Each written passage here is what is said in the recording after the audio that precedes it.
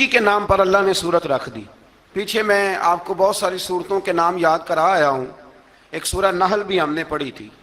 تو اللہ تبارک و تعالیٰ نے اس سورت میں قرآن کریم کی حقانیت، مومنین کی صفات، مختلف انبیاء کے احوال، اللہ تعالیٰ کی توحید پر دلائل، قیامت کی ہولناکیاں اور حیات بعد الموت کا ذکر فرمایا.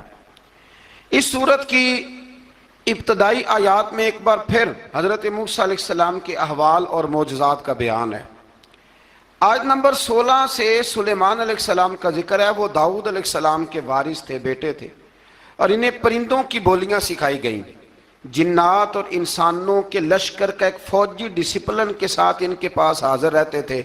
وہ جو ان کا لشکر تھا نا، اس میں انسان بھی تھے، جن بھی تھے، اور اس کے اندر پرندے بھی تھے. ان کا لشکر تھا، وہ ہمیشہ ان کے پاس رہتے تھے. حضرت سلیمان علیہ السلام گزر رہے تھے تو ایک مقام سے آپ گزرے جہاں چیونٹیاں بڑی کثرت کے ساتھ تھیں. تو ایک چیونٹی جو ان چیونٹیوں کی سردار تھی، ان چیونٹیوں کی بڑی تھی، اور مفسرین کرام نے یہ بھی لکھا ہے کہ وہ تھی بھی ایک آنکھ اس کی کوئی نہیں تھی، ایک ٹانگ اس کی کوئی نہیں تھی، لیکن اس حال میں بھی وہ چیونٹی جو تھی وہ چیونٹیوں کی قیادت کر رہی تھی. تو حضرت سیدنا سلیمان علیہ السلام کا لشکر جب وہاں سے گزرا تو وہ کہنے لگی یا ایھا النمل ادخلوا مساکنکم، کہنے لگی چیونٹیوں اپنے بلوں میں گھس جاؤ. کہیں ایسا نہ ہو کہ سلیمان علیہ السلام کا لشکر بے دہانی میں، سلیمان کا لشکر توجہ نہ کرے اور تمہیں پاؤں کے نیچے مسل دے.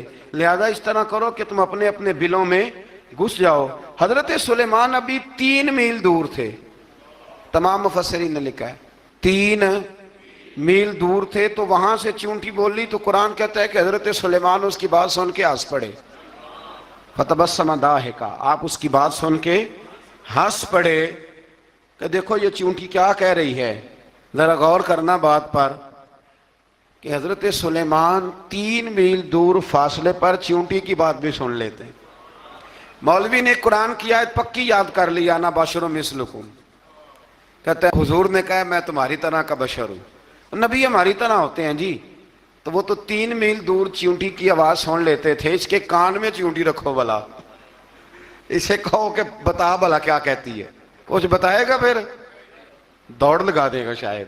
کان میں رکھو اس کو، کہو بتا چیونٹی کیا کہتی.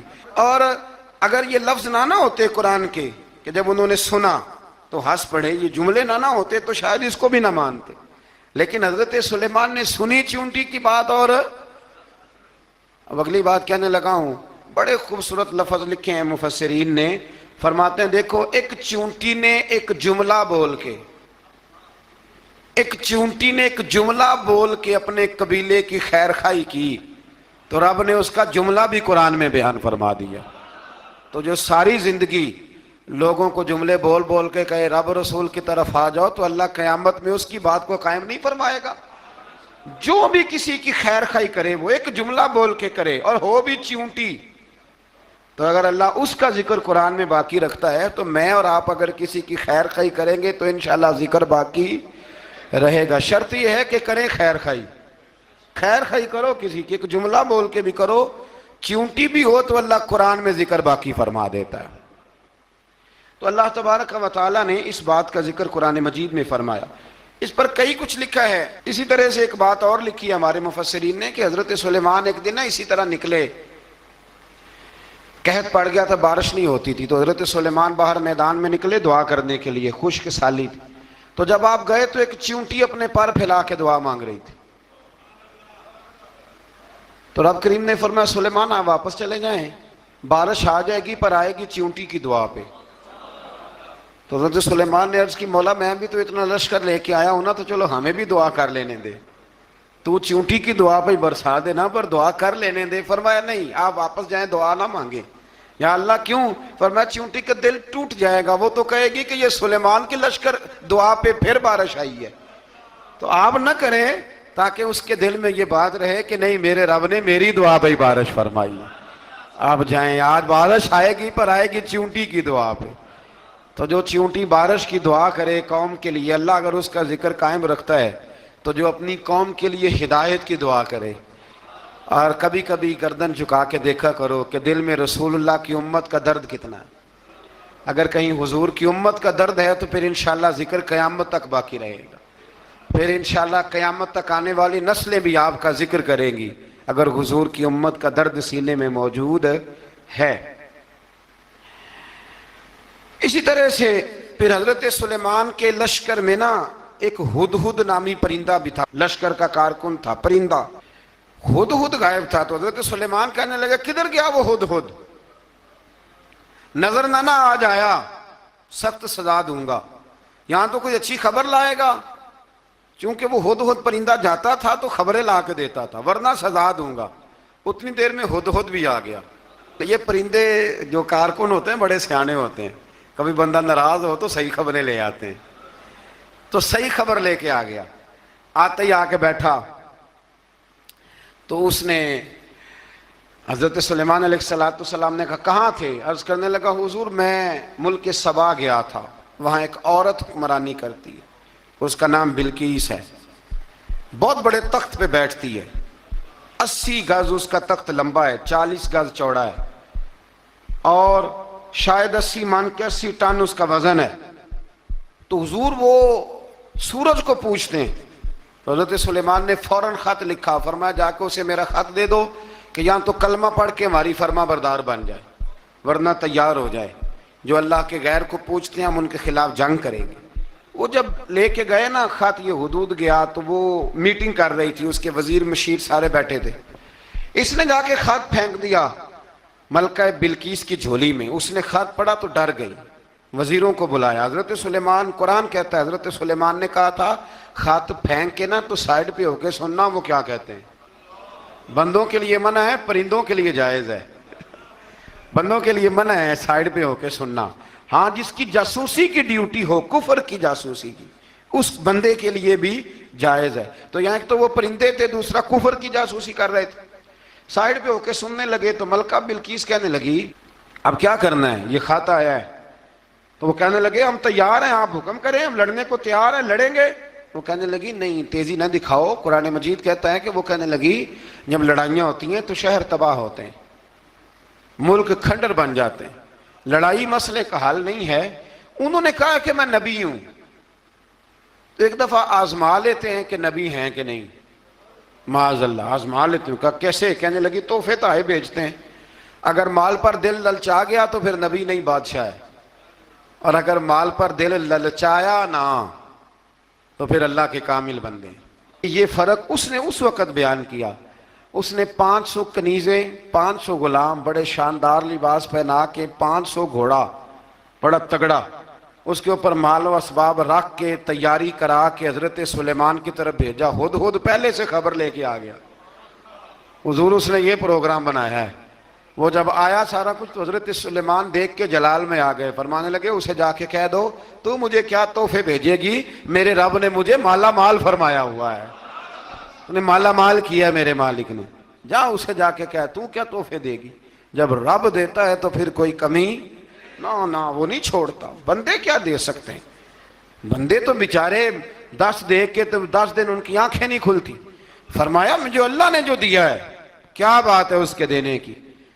تو فرمایا اسے کہو یا فرما بردار ہو کے آ جائے یا جنگ کے لیے تیار ہو جائے, ہم اسے اس کے شہر سے ذلیل کر کے نکال دیں گے. اس نے جا کے جب پیغام دیا تو اور ان لوگوں نے بھی آ کے بتایا کہ وہاں تو ہم عجیب منظر دیکھ کے آئے ہیں کہ جانور بھی ہاتھ باندھے کھڑے ہیں, وہاں تو جنات, سرکش جنات کھڑے ہیں. وہ بادشاہ نہیں, وہ نبی ہیں. وہ جو 500 غلام اور 500 کنیزیں گئی تھی, حوال سنایا آ کے. تو ملکہ بلقیس نے پھر خط لکھا کہ میں فرما بردار ہو کے آ رہی ہوں. مانا کیا ہے, میں کلمہ پڑھنے کے لیے آ رہی ہوں. تو حضرت سلیمان نے کہا بھئی اب اس طرح کرو, ذرا فرش بچھاؤ. انہوں نے فرش بچھایا اس طرح کا کہ اوپر فرش تھا, نیچے مچھلیاں تیر رہی تھیں, لگ رہا تھا دریا ہے. ڈیوٹی لگا دی, جنات نے بچھا دیا. ادھر حضرت سیدنا سلیمان فرمانے لگے اب چونکہ مان کے آ رہی ہے تو اسے اپنی نبوت کی علامتیں بھی دکھانی ہیں. اس نے تخت بڑا شاندار بنوایا تھا, اور خواتین میں جو عادتیں خواتین والی ہوتی ہیں وہ جاتی نہیں. وہ 7 کمروں میں نا پیچھے اپنا تخت رکھ کے تو 7 دروازے بند کر کے آئی. اس زمانے میں ایک رواج تھا, وہ زلیخا نے بھی 7 دروازے مکفل کے, ایک رواج تھا. ایک کمرہ، پھر کمرے کے پیچھے کمرہ، پھر اس کے پیچھے کمرہ، پھر اس کے پیچھے کمرہ، اور اس کو بڑے موٹے تالے لگائے جاتے تھے، اور فلسفہ یہ تھا کہ ایک تالا توڑے گا کوئی تو جب تک سپاہی آ جائیں گے، اور اگر اس کے توڑنے تک نہ آئے تو دوسرے کے توڑنے تک آ جائیں گے، اور اس کے توڑنے تک نہ آئے تو ساتویں تک تو آئے جائیں گے۔ یہ ان لوگوں کا نفسیاتی معاملہ تھا، سوچ تھی۔ 7 کمروں میں مکفل کر کے وہ نکلی تو حضرت سلیمان علیہ السلام کہنے لگے بھئی مجھے اس کا تخت چاہیے اس کے آنے سے پہلے، اس کے آنے سے۔ اس واقعے کی کیا ضرورت تھی قرآن پاک میں؟ یہ کیا حاجت تھی یہ تخت والی ساری بات قرآن نے کیوں بیان کی؟ پوچھیں آپ اپنے دل سے بھی اور انکار کرنے والے منکرین سے بھی، اس کی کیا ضرورت تھی؟ وہ جو کہتے ہیں جی ولی کی کرامت کی کیا ضرورت ہے، سیدھی سیدھی نماز پڑھو، روزہ رکھو، حج کرو، زکوٰۃ دو، تو پوچھو ان سے ایک سورت نمل کے اندر اس ساری تفصیل کی کیا ضرورت تھی؟ ختم ہو گئی جب وہ کلمہ جو پڑھ رہی ہے، تو پھر اس سارے واقعے کو رب کیوں بیان فرماتا ہے؟ حضرت سیدنا سلیمان فرمانے لگے تخت چاہیے، اور چاہیے اس کے آنے سے پہلے۔ قال عفریت من الجن، جنوں میں سے ایک بہت بڑا جن بولا، کہنے لگا حضور آپ کا یہ تخت برخاست ہونے سے پہلے لے آؤں گا۔ یہ جو آپ میٹنگ کر رہے ہیں نا، یا آپ فیصلے ختم، کچھ نے لکھا صبح سے شام تک میٹنگ ہوتی ہے اور اس کو آنے میں پتہ نہیں کتنے دن لگیں گے، تو میں یہ برخاست ہونے سے پہلے، اور کچھ نے کہا جی آپ شرط کیوں لگاتے ہیں کہ صبح سے شام تک ہوتی؟ اس جن نے کہا جی آپ 10 منٹ میں فارغ ہو جائیں، آپ فارغ ہوں گے تو تخت آ جائے گا۔ مفسرین نے لکھا ہے کہ جب قرآن کہتا ہے کہ اس نے کہا کہ آپ کے فارغ ہونے سے پہلے، تو اس کا مطلب ہے کہ جب آپ اٹھیں گے، یہ جگہ خالی کر دیں گے تو تخت یہاں کیویں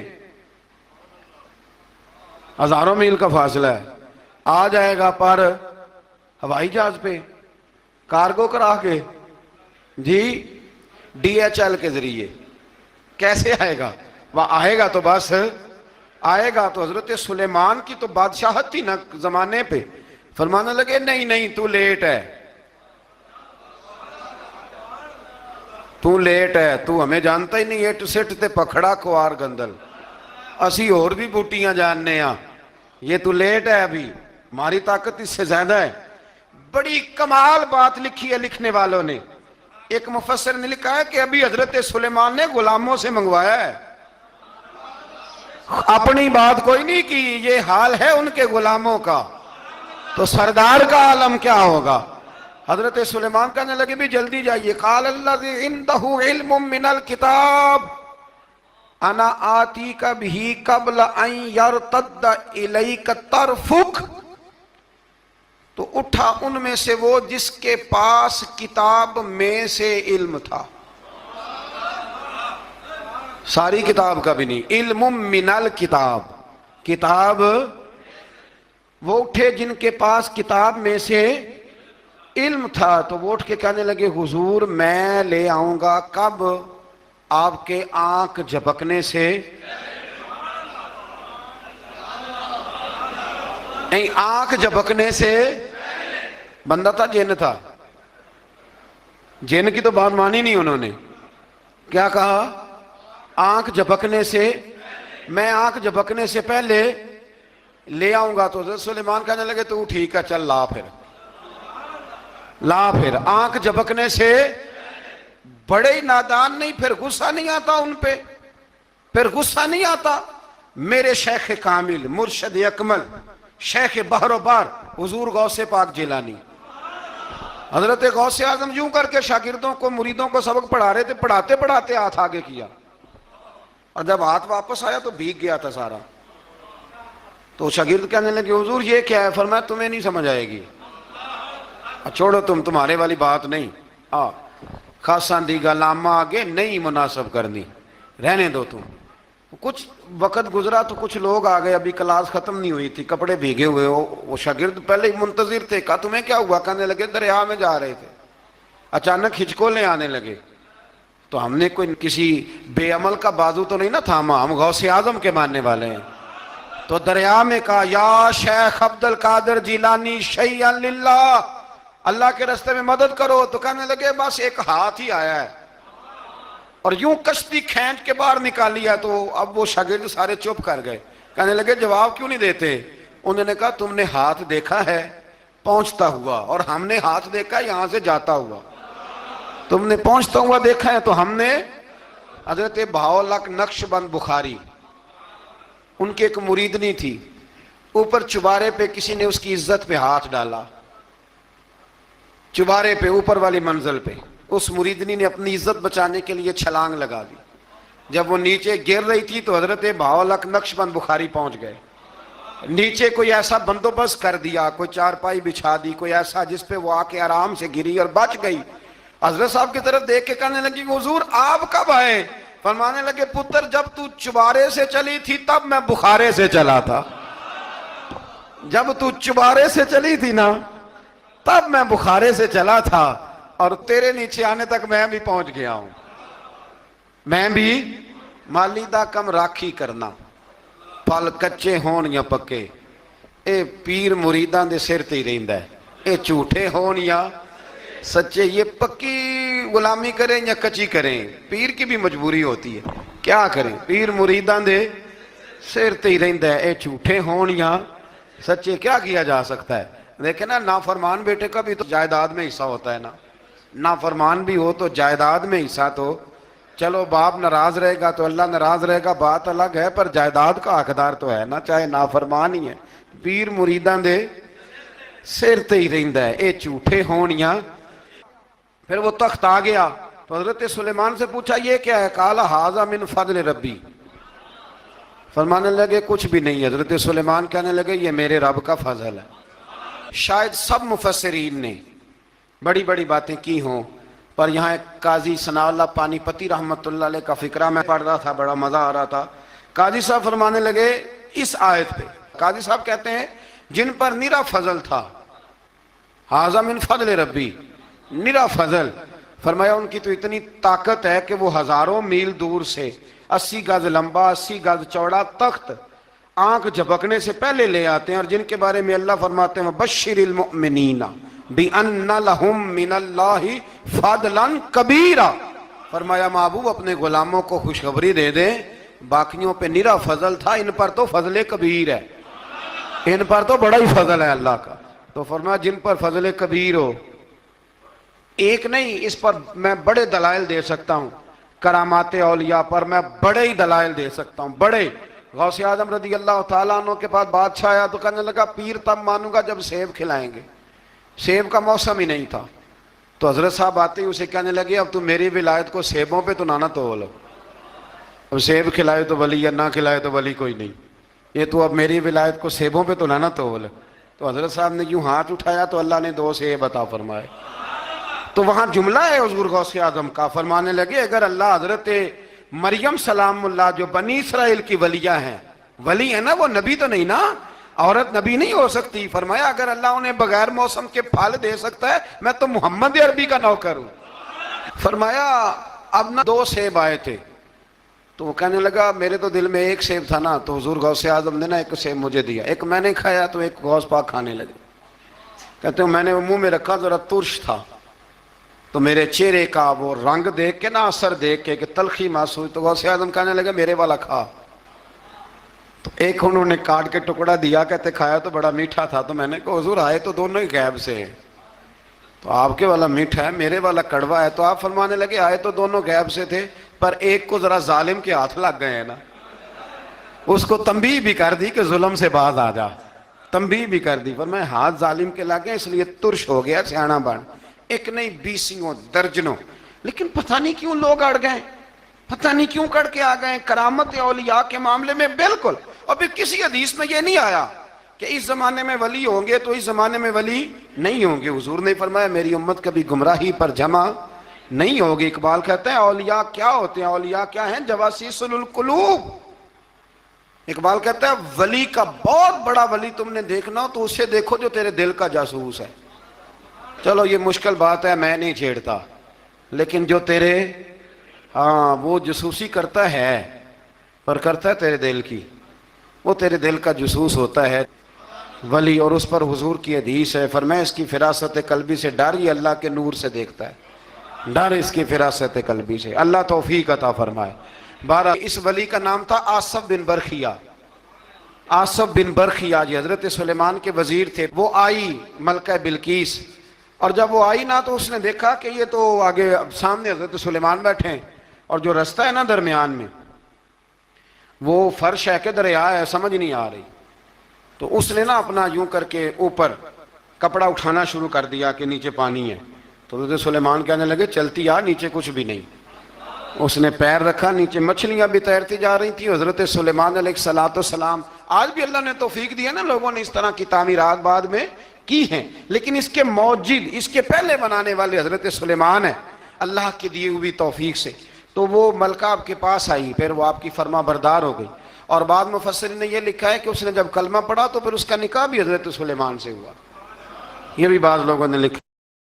حال دل کس کو سنائیں، آپ کے ہوتے ہوئے کیوں کسی کے در پہ جائیں، آپ کے ہوتے ہوئے میرا تو سب کچھ ہے آقا، آپ ہیں، صرف آپ ہیں، میرا تو سب کچھ ہے آقا، آپ ہیں، صرف آپ ہیں، او دلوں کی سے لگاؤں، آپ کے ہوتے ہوئے، اور لوگ سے لگاؤں، آپ کے ہوتے ہوئے، میرے دکھ کو اور کوئی چار اگر سمجھے گا کیا،